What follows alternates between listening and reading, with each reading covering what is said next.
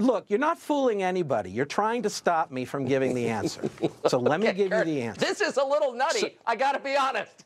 Were you trying to get crazy with this, eh? Don't you know I'm loco? I'm not insane! This is not reality, not reality, not reality. This is reality. Not reality.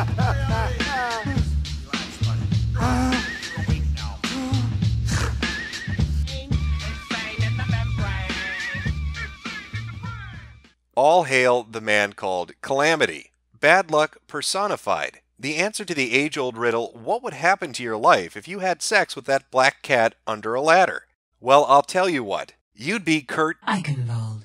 You can say what you want about the boys at Blizzard, but look at that reflection mapping, or ambient occlusion. These are all technical terms. I don't know what any of it means. But it looks like the sun's directly above him. It's almost realistic. You could reach out and touch that. Now, Kurt, well, he's the sort of man that doesn't settle for second best. Most people would take a horrific embarrassment happening to them and call it quits. That's where they draw the line. They've achieved all they want to achieve in the realm of making themselves look like a jackass.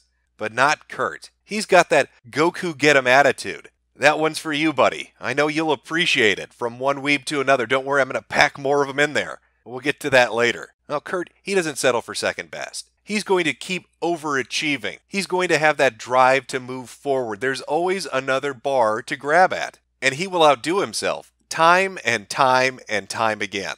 But to really understand the story of Kurt and the catastrophes which surround him, we have to go all the way back to the beginning. Because who exactly is this man? And where did he get his start? So why don't you have a seat right over there? And let's begin. For 5 years, beginning when I was 13 years old, I operated a pornographic website featuring images of myself loaded onto the internet by webcams. I was paid by more than 1,000 men to strip naked, masturbate, and even have sex with female prostitutes while on camera. That young man giving testimony before the commission is Justin Berry, someone who found himself lured into the insidious side of the internet. A then young teenage boy who thought his webcam would be a means to meet new people, to make friends online, and to be able to reach out to others with common interests to help take care of the loneliness he felt in his day-to-day life. Instead, he found himself the focus of people who wanted to exploit him. As time went on and his interactions with these men continued, the requests they were giving him to simply do a stream or to put himself on webcam with only his shirt off morphed into more and more extreme and explicit sexual acts. As the years went by, the relationship he had with his abusers moved past purely a entertainer-customer relationship into that of a business partner, opening up websites such as Justin Friends to continue his streaming service. Justin Berry's story first came to light through the New York Times and the reporting of Kurt Eichenwald. Within his report, Kurt recounts how he first met Justin, his attempts to bring Justin away from this group of people, to get him to go forward to law enforcement, to bring evidence against the men that exploited him, to hopefully get charges brought and to get convictions so that these same people could not prey on other children. Through Kurt's reporting and his actions, he was able to get Justin to do just that. The story went national. It became a big piece of news. It won Kurt an award. All was looking well for Eichenwald. It was something to hang his hat on. He had saved a young man who was formerly a child porn star, brought about the beginnings of justice to get child pornographers and exploiters and molesters brought before the courts. Just another in a long line of successful stories that Kurt had written over the span of his career. An investigative reporter, a journalist who had a reputation for being detail-oriented and meticulous with what he did. And it was that mindset and that consistency on Kurt's part that won him the accolades of his peers. And yet it wasn't long after this report was published within the Times that issues began to crop up around Kurt and his relationship to the story, particularly the source, Justin Berry. Numerous outlets began to report on inconsistencies on how Kurt had conducted his investigation, as well as his relationship with the subject matter. Actions which seemingly went against the ethics policy and the standards and principles laid out at the New York Times, as well as numerous other papers, when it comes to how a journalist interacts with a story. One of the first issues to be raised within a year of this article going up was the fact that Kurt had paid Justin Berry money. It came out that Kurt had written a check to Justin for $2,000. something which the paper, the New York Times, prohibits. And yet Kurt said that it was a honest mistake. It was even more than an honest mistake. He had stated that he had met Justin, and a month before he even decided to write an article about Justin or his line of work, he had decided to give him $2,000 to get his life in order, that it was a personal loan that would be paid back to him, which it was. And yet he only neglected to mention this because he was under a deadline. He was working 15 to 18-hour days, 7 days a week to get this story compiled, and so it conveniently slipped his mind. When news that Kurt had paid money to Justin Berry, the source of the story, came out, the New York Times responded. It was put out there that this was an honest mistake, that it didn't affect the investigation, it didn't affect the reporting, and it didn't affect the important nature of what Kurt had written about. That this was the only mistake and the only payment that had been made. $2,000, perhaps another $10 payment, but that was it. There was no more money. Justin Berry had been cut a check for $2,000 and not a penny more, except for the other $1,100 that Kurt neglected to mention, an amount that was paid not just to Justin Berry, but to Justin Berry's business associate, the man that was running the website with him, a man who was later charged and convicted. That $1,100 payment wasn't disclosed until the court case began to proceed. And what was Kurt's response to that? Well, that's when he brought up epilepsy. Kurt went on to explain that this was a medical condition that he had, and that it affected his memory, and he had kept it a closely guarded secret. So the first time he had cut a check for $2,000 was before the story even took place. It was a personal business loan which he simply forgot about. The second time he had paid $1,100. It was an epileptic fit which wiped his memory out, and he didn't remember it at all. Even though when you look at the reporting around the issue, it seems that Kurt was taking measures to make sure that it didn't get connected back to him, since the money was paid through PayPal under different pseudonyms. Stranger still is when you begin to look at the timeline of how that money affected Justin Berry's activities, as well as other allegations that came out as reported per NPR. In January of 2006, the Times received an email from Mitchell's mother. That was a man that was later convicted, the man that helped run Justin Friends with Justin Berry. Among her accusations was that Eichenwald had FedExed several $1,000s to help fund Berry's website. Eichenwald blew off the accusation, calling it, quote, a crappy lie. The NPR coverage of the Eichenwald story and the subsequent fallout from it raises some interesting questions. Why was it that after twice being shown to be inconsistent with the truth, whether that was a lie of omission, an intentional lie, or an impaired memory, why is it once all that information had come out that the New York Times didn't go back and look at the email they received from a man directly connected to the case, from his mother, saying that Eichenwald had personally paid thousands more to get Justin Berry to open up another website? Now that other website, the Justin Friends one, why is that so key to this entire story? Well, a Gawker article might actually shine some light onto that. This is back from 2007. Kurt Eichenwald has some splaining to do. In the article, it goes over the details about the initial $2,000, which wasn't mentioned. And it sets forward a timeline. Now, there are a few key pieces of information that come forward from this that tie back into the money that Eichenwald had given Berry. The first being that JustinFriends.com suddenly became active again. This website, which had existed but was completely defunct at this point, suddenly goes active once more. And it goes active once more after the money was received from Eichenwald by Justin Berry. Now, the second, more contentious piece of information that comes to light from this particular article, as relating back to Justin Friends, is that after the website became active once more, Justin puts on several shows. These are legal. Justin is almost 19. He also uploads videos of himself when he was 17, as well as a video of him masturbating with an underage boy named Taylor. This is a frequent claim by a person who claims to be a business partner of Justin Berry, Timothy Ryan Richards, or his supporters. Richards was convicted in October 2006 of distribution of child pornography, as well as other counts. It is unverifiable. When you gather together all these different sources, all the reporting that's been done about Kurt Eichenwald, about the New York Times, and the story on Justin Berry,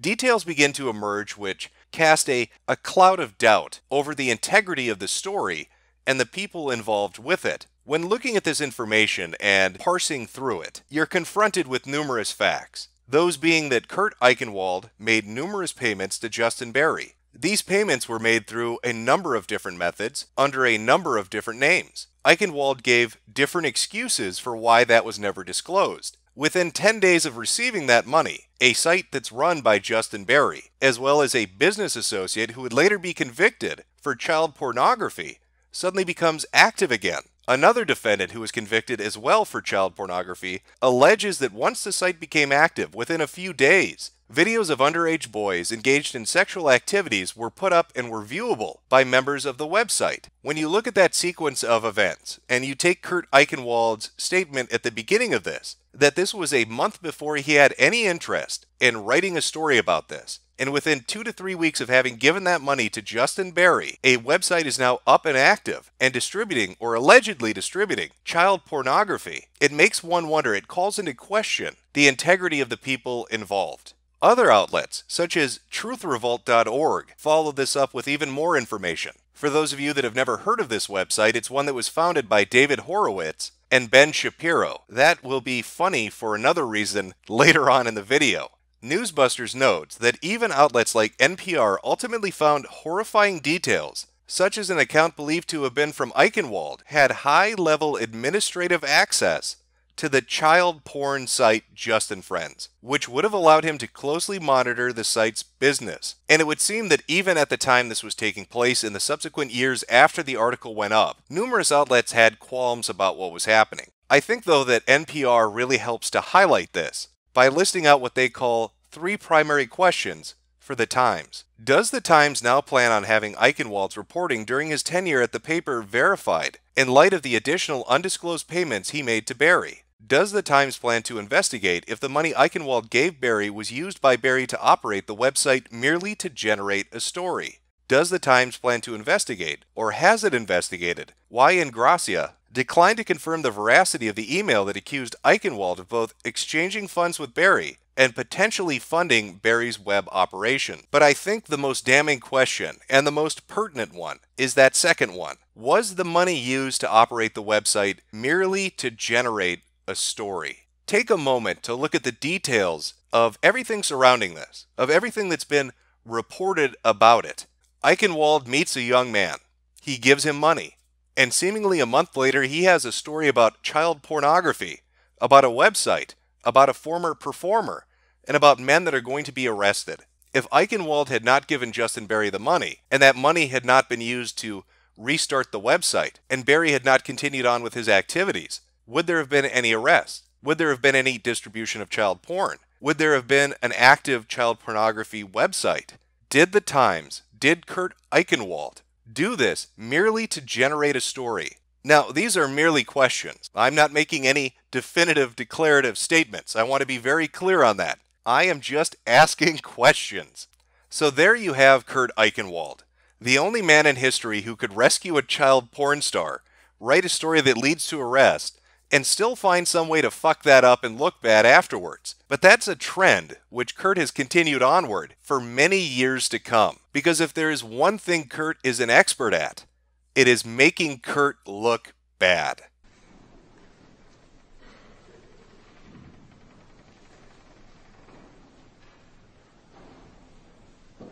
I just had a seizure. Wow, that was a bad one. The pain of seizures. I have seizure pain. I have pain from the seizure. Ma'am, that was not a seizure. That was a dance move. December 15th, 2016 was a bad day to be Kurt Eichenwald. And it is a pity because it held such promise. Kurt was excited. He was going to be on Tucker Carlson that evening at 7 p.m. And while Kurt would leave a memorable impression on the audience, it probably wasn't the impression he was hoping to go for. Instead of the reputable journalist with a long storied history of writing investigative pieces that delve into issues people are interested in, he came off as, how can I put this gently, batshit insane. Now, the entire segment was 10 minutes long, and I would love to show the entirety of it to you, but I don't think Fox News will oblige me in allowing me to play the entire clip uninterrupted. So I've taken highlighted segments to try to give you an idea of just how badly this went. Things began to go downhill about 2 to 3 minutes into the interview, when Tucker Carlson is reading back statements that Kurt had made on social media, namely one concerning Donald Trump being institutionalized in a mental hospital. But the next day you say, quite ironically, and I'm quoting, I believe Trump was institutionalized in a mental hospital for a nervous breakdown in 1990, which is why he won't release his medical records. This would devolve into at least 5 minutes of straight theatrics, as Kurt did everything in his power to dodge giving an answer to the simple question which Tucker repeatedly asked him. Was he in a mental hospital in 1990, as you allege, or was he not? Let me answer the question. Go ahead. Look, you're not fooling anybody. You're trying to stop me from giving the answer. Now that is impressive. You might not see bullshittery like that outside of a used car lot. But Kurt was actually able to take Tucker saying, go ahead, give me your answer, and turn that around into, you're not letting me answer the question. But he wasn't done there. Okay. So I think let's that go you're humiliating to, yourself by your unwillingness to answer a simple question. So please answer it. I am trying to answer the question. Do you have evidence he was in a mental unlike hospital in on your 1990, or don't world, you? reality is not always able to give you a yes or no answer. Well, let's hop aboard the crazy train then and take that fucker all the way down to imagination land. Because apparently reality isn't going to allow Kurt to give us a coherent answer. Now this farce continued on for a good 5 solid minutes, inevitably leading Tucker to have to ask him another one. And nobody's getting fooled. You're trying to stop. How can Newsweek employ you as a reporter, Kurt, when you're throwing lines like this around that are untrue, that you can't substantiate, when you say to the president's spokesman, F you, that's not the behavior of a reporter. Okay. Which is fairly sound. How could he be employed by Newsweek? How could he tweet out a public statement talking about a president-elect being institutionalized in a mental hospital and then refuse to expand on that, or to simply say, yes, that's true, or no, that is untrue? But if you thought that was bizarre, you haven't seen anything yet. Kurt wanted to kick it up a notch. He wanted to pull a bit of an Emerald. He wanted to take that nutty and bring it all the way up to a nutty buddy. How about this? I'm going to give you 30 seconds to answer this question. Do you have evidence that he was institutionalized in a mental hospital in 1990? Still on 30 the table. seconds. Now, okay, I will say this, because it's a message I've got from people from the CIA. I know a lot of officers. I know a lot of agents. I've been in their homes, and they're really delivering this to you and to Donald Trump. These are people who have sacrificed a lot for this country. Look at his face. Look at that expression. That's the expression you get when you're sitting next to a fucking crazy person on the bus in the city. That is the expression you get when you are in a confined area and you're thinking to yourself, what's the nearest window I can jump out of before this person tries to stab me with a needle? It's all in the eyebrows. He's communicating with those eyebrows that he's getting perhaps a little scared. I'm starting to have concerns about you, Kurt. Right now, tell me what the secret message from the CIA is. Of course, much like the earlier question of, did you say this and is it true? Kurt's not going to give a clear answer on this one either. Instead, he's just going to keep freaking Tucker out to the point where he starts to express concerns about his well-being on a nationally televised news program. We're out of time, Kurt, and I don't mean this in a cruel way. I would have real concerns if I were one of your editors, and I mean that. I'm not calling anyone a liar, but I am saying I'm concerned about your behavior on this show tonight. Now, I'm sure you can imagine the reception that Kurt had waiting for him upon arriving back on his Twitter account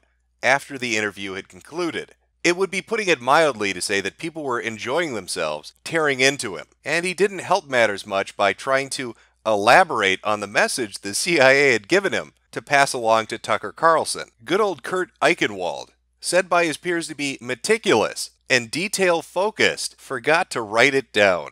Oops. You know, that super secret message from the Central Intelligence Agency, forgot to write that down.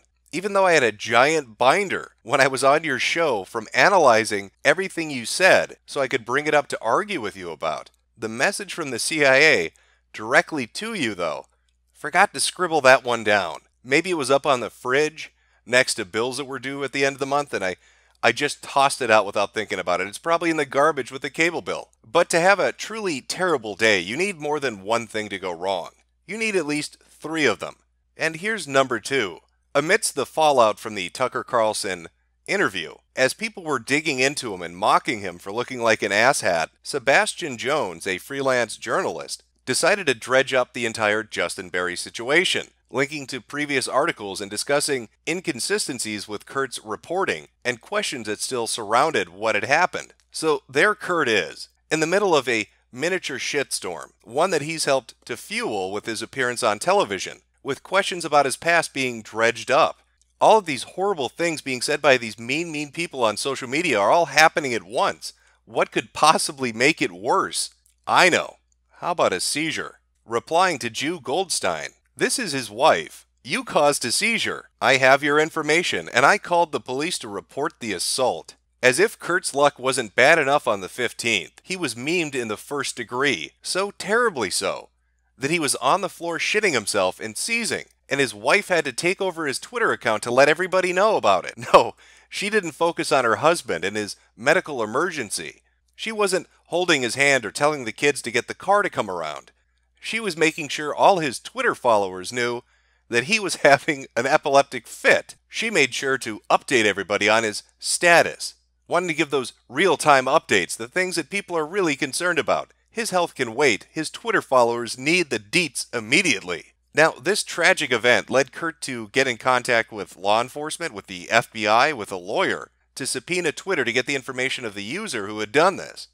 And while the case was moving forward to identify this individual, to strip them of their anonymity, to arrest them for gifting somebody on Twitter, Kurt did the media tour. He went on Good Morning America to discuss the horrific events of that evening. Oh, apparently, I can't look at my Twitter feed anymore, but apparently a lot of people find this very funny. Now, the man responsible, John Rain Ravioli, doesn't sound very Jewish. Maybe Goldstein is just a nickname his friends at college called him. He was arrested and charged and put on a $100,000 bail and was facing federal prosecution for cyberstalking. However, those charges were dropped. He still does face one count of assault with a deadly weapon in Dallas County, a charge that carries a hate crime enhancement. On top of that, Kurt is suing him for monetary damages. While it may be a while before we see the final outcome of this case, and if gifting somebody on the internet is going to send you to prison, one thing does sort of stick out, and that is, once again, the convenient epilepsy coming to save Kurt from embarrassment or ridicule. Much like the case with Justin Berry, where he was having memory lapses to explain away the improprieties of paying a source, after Kurt had gone on national television in a disastrous appearance on Tucker Carlson, he suddenly was gifted and had an epileptic fit leading to a seizure, which changed the news cycle. And that's not to say that Kurt doesn't have epilepsy, or that the epilepsy he may have triggers seizures. That is just to say that it is a remarkable coincidence. Of course, Kurt Eichenwald is a very remarkable individual. What other word could exist to help to describe a man who would go through the arduous research process of looking up tentacle porn to show his family? I like to build the world a site and furnish it with porn. Draw hentai pics and girls with dicks and tentacles galore. The 7th started out like any other day for Kurt on social media. He was doing his damnedest to make himself look like a fool in front of as many people as possible. On this particular day, he was trying to prove the validity of something he said was sent to him. It was a flyer warning about the Jews. But how could he go about that? People were doubting what he was telling them. And so Kurt, being the meticulous and detail-oriented type of person that he is, decided the best way to prove that he had this particular item, that this was sent to him in real life, was to pull out his phone and take a screen cap of it. So he held up that pamphlet right against his computer monitor and he snapped a picture. Now, for most people that browse the internet, be it an image board or a forum, you've probably come across a form of a meme, a joke that's floating out there, and maybe you've wondered why that exists. Who could possibly be so foolish as to do the following? The joke usually takes a form of somebody taking a screenshot of their desktop to point something out to other users at the community they're a part of. But included in that screenshot is a little more information than they were really willing to share. They slightly overlooked it. But who could really be that foolish? I mean, that's obviously a joke. Nobody would leave tabs open like that and make themselves look like a giant idiot. Well, there's always a basis in reality for everything. Kurt Eichenwald, he is a living example of somebody who did just that. Because if we analyze that picture he uploaded, if we go all CSI on it, you're going to notice something. There's a little tab present in the picture. You've just got to zoom in a little bit. Clean that up. Zoom in a little bit more. What does that say? It looks like somebody already did the detective work for us. Hey, which tag was it that hooked you, Kurt? Below is the expanded version of what was on the tab on Kurt's computer. Let's take a look. Let's read through it and see what our journalist extraordinaire has been looking at. B. Chiku, English, Saha decensored. Male, dark skin, glasses, schoolboy uniform. Female, BBW, big ass, big breasts, bike shorts, bikini blowjob, defloweration, face sitting, glasses, impregnation, MILF, Nakadashi, schoolgirl uniform, smell.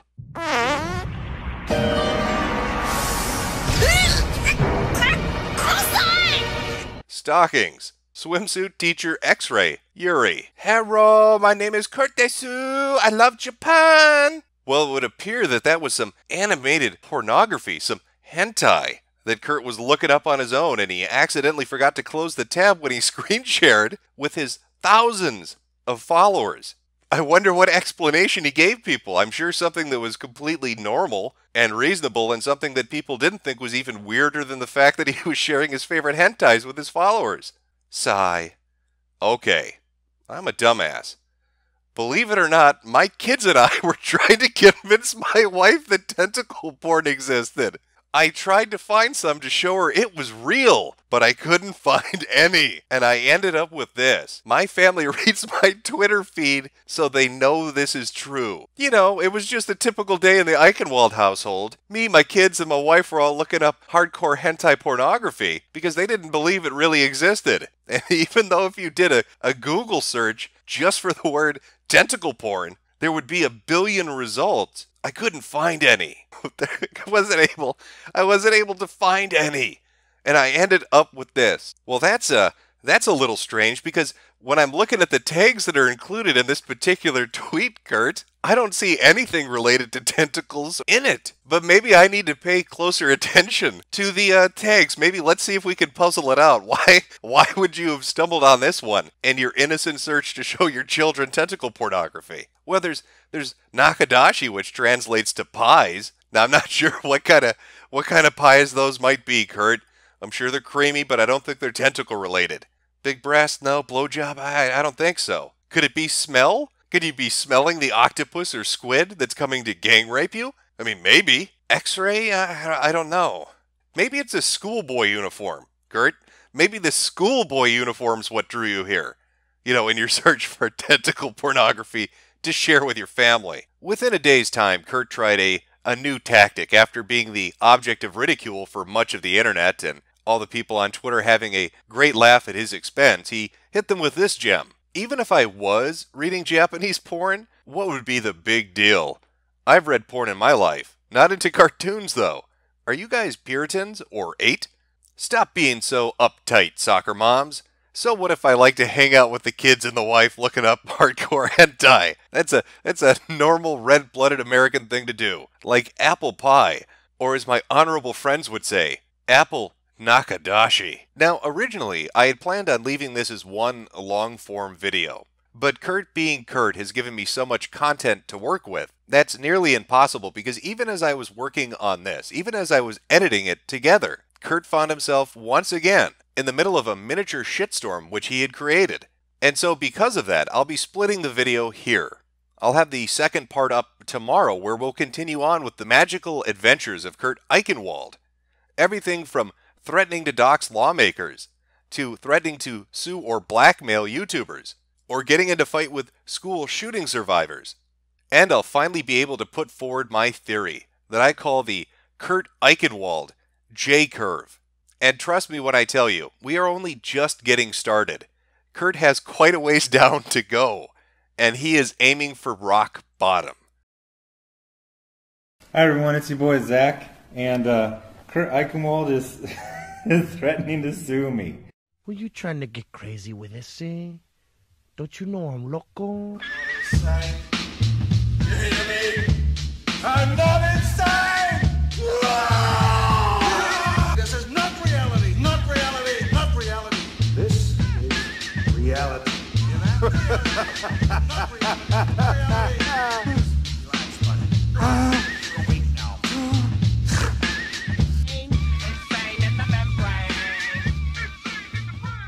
And it was a link to hardcore Japanese cartoon pornography. It exists. Konnichiwa, Oni-sons, and welcome back to part 2, the conclusion to the Kurt Eichenwald Experience. Within Part 1, we covered some of the earlier controversies within Kurt's journalism career, namely his coverage of Justin Berry, a young man who found himself at the center of a child pornography ring. We took a look at some of the allegations and doubts that his contemporaries and peers at the time had when it came to how he went about pursuing the story.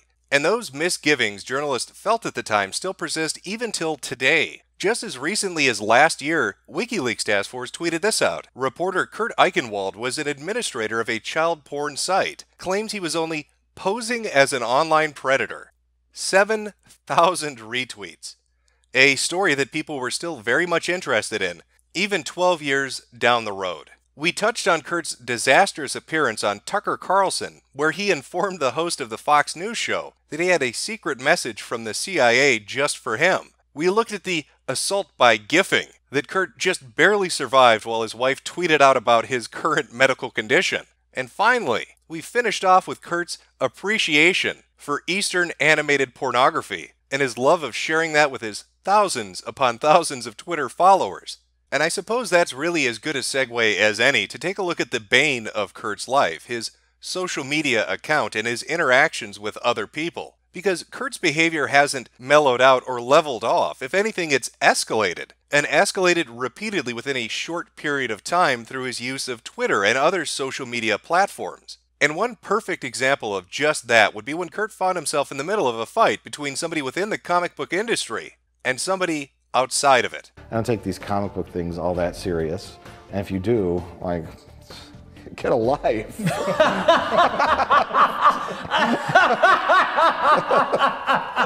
Get a life!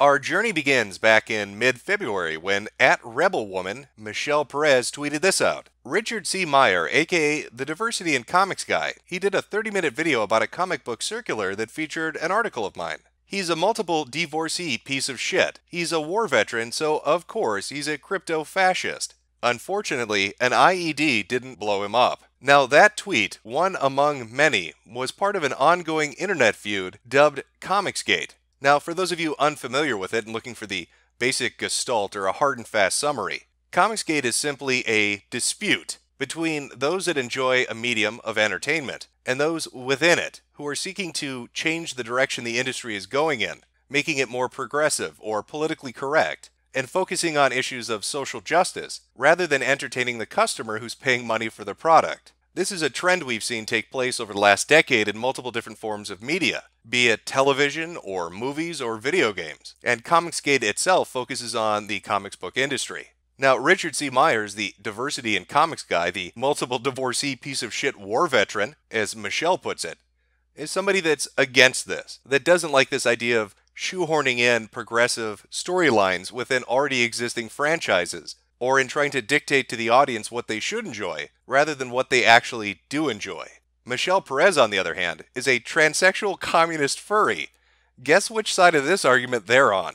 Within a few days of that tweet going up, Kurt stumbled across it. The most horrible person on Twitter today is @RebelWoman, a comic book writer with Image Comics, who wished an Afghan vet was killed by an IED, and celebrated the deaths of a number of GOP and religious figures. I don't care if you don't like people's politics. This is obscene. So I condemned a comic writer for Image Comics for wishing an Afghan vet had died, and celebrating conservative deaths. Then I got bombarded with outrage from comic book industry insiders. When did comics become evil political? And when did lunatics take over? I missed this event. Well, it seems that Richard and Kurt both agree upon this. They both see the infiltration of an entertainment medium by those with a political agenda as a bad thing.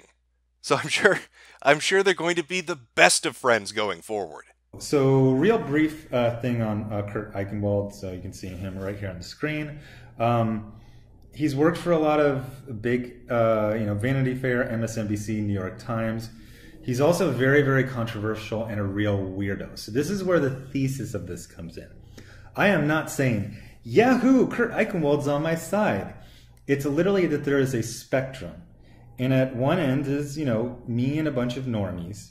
At the other end is all the SJW comic book pros. And close to them, but between the normies and the extremists, are guys like this. Kurt Eichenwald is a grimy guy. I would not leave any of my kids around him for a split second. I don't know if he's done anything actionable, but there's been little, and you can Google it, what he's kind of been like tied to stuff. It gets really grimy. I don't know, if he was like your cousin, you'd probably invite him to the picnic, but you'd keep an eye on him. Or not, or potentially not. But Kurt, being that meticulous, detail-oriented, level-headed journalist we know, surely he took this well. Please let Diversity in Comics know to check his email. I defended him yesterday, and still do. Calling for the death of someone is wrong. However, today I am perfectly happy to start wrecking him if he ignores what I wrote to him. So all you loons, let him know.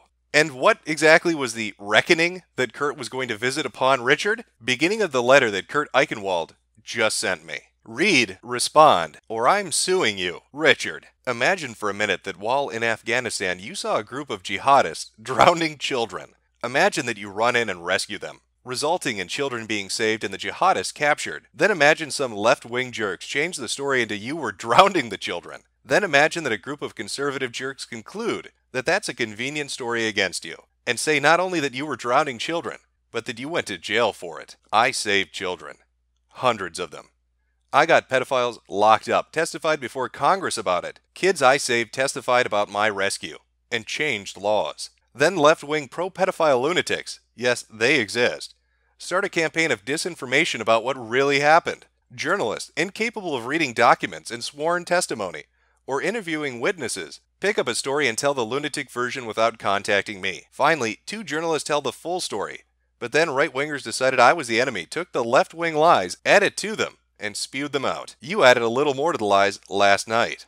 You, unknowingly working with pedophiles and left-wing freaks, attacked a guy who saved kids, and spun a series of lies about my career. You pulled garbage off the internet and pretended it was true. It would be as if I searched the internet, saw people calling you a Nazi, then wrote, not only is he a Nazi, but well, let's just say they don't want to leave any Jews nearby him if you want them to survive.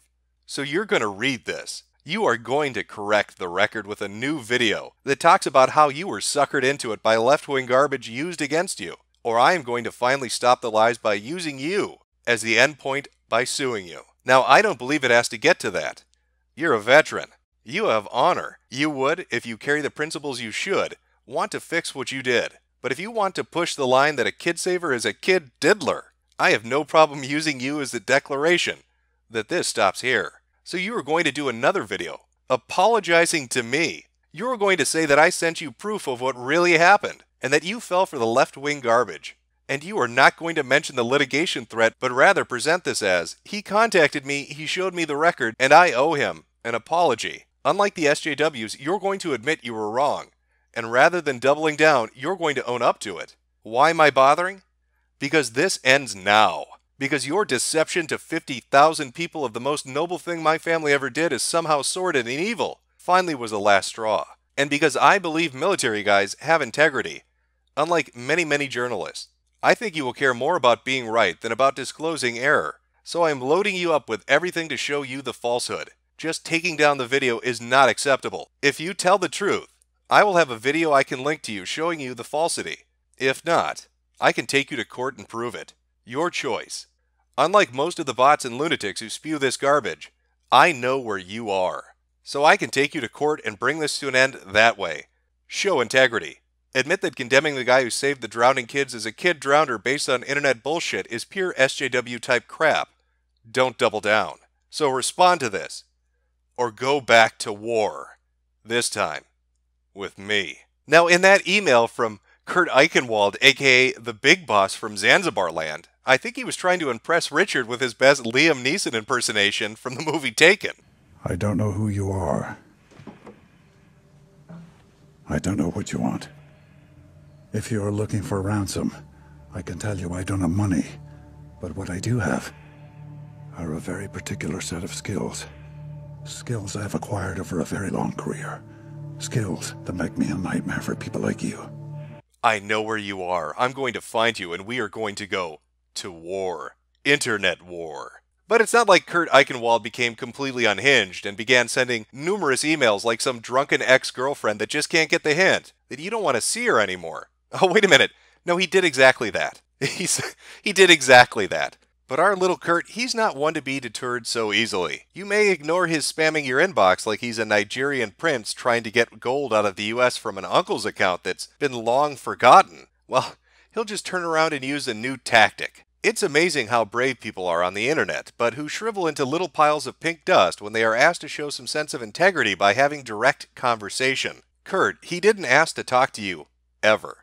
He's never even mentioned your name before. You bulldozed your way in and insisted you had the right to his time and energy because you defended him, and then threatened him when he didn't give in to you. No means no. Follow me. Well now, is Ethan a brave man? Will he throw himself into the lion's den and open up those DM messages to Kurt? Ethan was kind enough to share their conversation with me. A bizarre, meandering conversation that seemed to go on for an eternity. I've taken a few highlights to give you the basic idea of how this conversation went down between the two of them.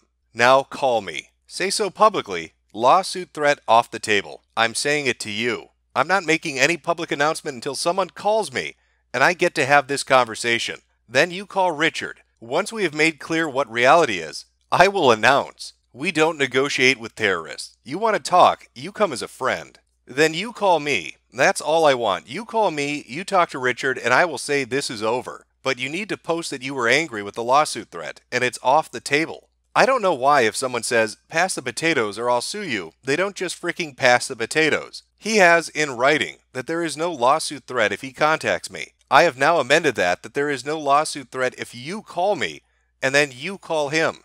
Sorry, Kurt. Okay, then the threat remains, and it looks like it is my only alternative. Pass the potatoes or I'll sue the fuck out of you, lad. So if you've been following along at home, Kurt notices that a comic book industry insider is taking shots at a critic outside the comic book industry.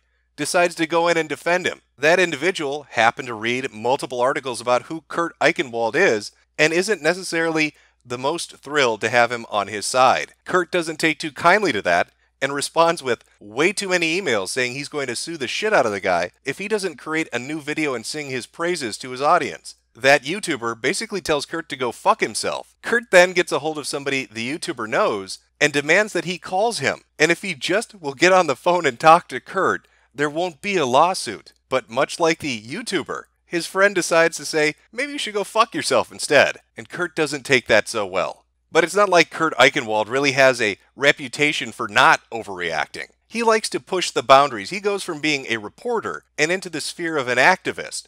Don't bring a knife to a bazooka fight. Journalist posts Oregon lawmakers' personal info online. Eichenwald went a step further on Friday, posting Social Security number, in addition to his phone number and home address for Eichenwald's 454,000 Twitter followers and countless others to see. Eichenwald quickly deleted the information, saying he'd made his point. Eichenwald did not immediately respond to a request for comment. Eichenwald wrote to Post that it took me 25 seconds to get all the information about you, your wife, your son, tell him happy 25th, your neighbors, etc. Don't bring a knife to a bazooka fight. Now that I have demonstrated to Bill Post Oregon, I can get his home address, his personal phone number, and his social security number. I have deleted. However, Bill, one more time you take info submitted to legislature to dox people for disagreeing with you, it all goes back up. Apparently that little blue checkmark is just like Captain America's shield, protecting Kurt from any backlash over posting social security numbers on Twitter. I'm fairly certain anybody without a blue checkmark that did that would be deplatformed by Jack instantly. But it is interesting to see this coming from Kurt Eichenwald, somebody who repeatedly says that his family is targeted, that his children and wife face all sorts of terrible dangers from people that come after him, to then turn around and post the information of a lawmaker's family, to target his wife, his children, and his neighbors, simply to try to make a point. To go even farther than most people would go by posting social security numbers, and then deleting them and bragging that if this guy steps out of line, he's going to hit him again. But could Kurt possibly one-up himself? I mean, it's only been about a week or two. What else is left for him to outdo himself? Well, I suppose there is going after the survivor of a school shooting, but surely Kurt wouldn't be that suicidal. Hopefully the Laura Ingraham blow-up will teach conservatives you are not debating gun control when you insult survivors of a mass slaughter for advocating laws you don't agree with. You are just being infantile bullies. Want to debate policy? Great. Want to insult kids? Shut up. But he won't debate. Just ask Kyle, who offered. As I said, Kyle quickly made clear that his entire shtick is insults. I invited conservatives to a debate without invective, bringing exactly what you're told not to bring. and expecting to get accepted is how to get ignored. Wait, but Kurt, you literally just insulted a survivor. See how this game works? See, you went for a little while and I thought, this guy sounds reasonable. Let me look at Kyle again, but then, boom, back to the typical nonsense. If Kyle can demonstrate he can debate beyond slinging insults and conspiracy theories consistently, I will consider. Kyle, you continue to disappoint. Trafficking in fantasies, fine. Your followers are infantile. Your only form of debate is insult.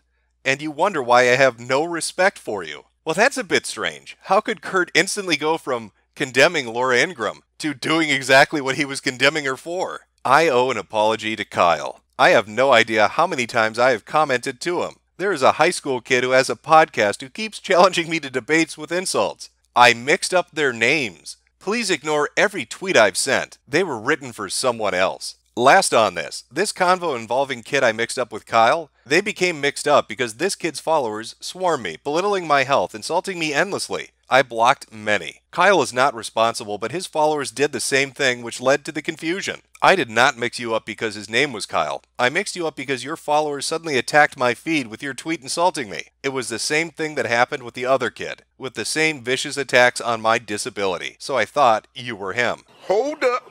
Wait a minute. Something ain't right.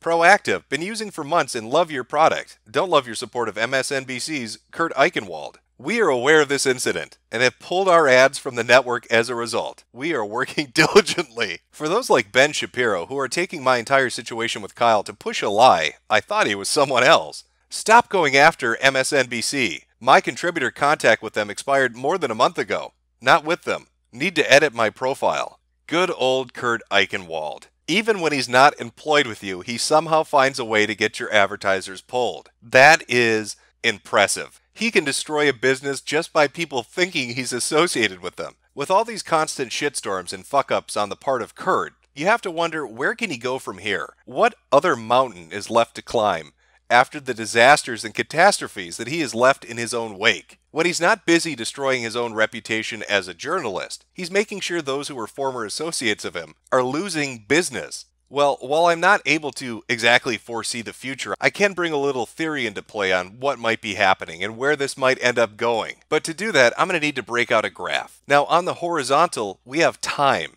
And on the vertical, we have insanity. And there's our little Kurt. That's from around, let's say, 2005-ish. That would be back during his Justin Berry article and then all the fallout from that. So, it's a roughly a 2-year period, but that's our starting point. And then we've got a gap, about 10 years, let's say a decade. Now, I'm sure that knowing Kurt did some really retarded shit in that time frame, but I'm just unaware of it. So I call this the Dark Ages of Kurt. I don't know what happened in there. I can't even speculate on it. It's a missing gap. But after we move past that Dark Ages period, we start to see a lot of activity take place in a very short amount of time. The hentai incident, threatening to sue YouTubers, doxing lawmakers, going after school shooter survivors, until finally we reach the point where we are right now with the current day Kurt. Now, if you were to draw a little line, if you were to connect all of these points, from our starting position in 2005 down into the dead unknown period of the Dark Ages, all the way up into the current year, you get a nice little J-curve showing up. And that's what I like to call the Eichenwald J-curve. You'll notice that as time goes on, the incidents of insanity increase exponentially. And this is where we are right now. I like to call this the danger zone, because you don't want to fly anywhere near it. But hey, what do I know? I'm just some lunatic alt-righter launching a mega attack against poor innocent Kurt. Apparently he's under the impression that YouTube videos and Twitter are like Pokemon battles. Then again, it was super effective. So what's next for Kurt? Where does he go from here? Well, judging from the information we can glean from the J-curve, it's pretty easy to speculate that sometime in the next, day to a week, he's going to do something even stupider than what he's done before.